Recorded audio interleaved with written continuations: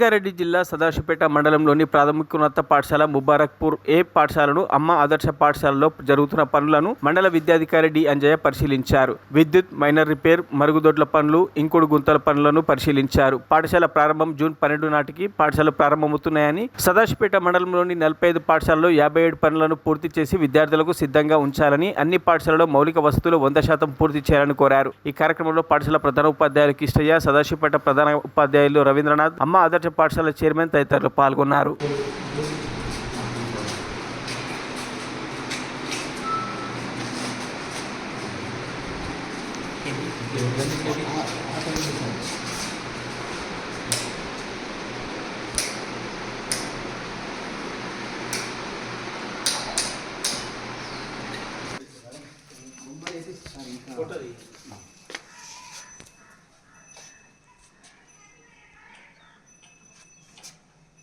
ఇవి ఎక్కువ పోయినాయి, ఇరిగిపోయినాయి, చిక్కిపోయినాయి బాగా.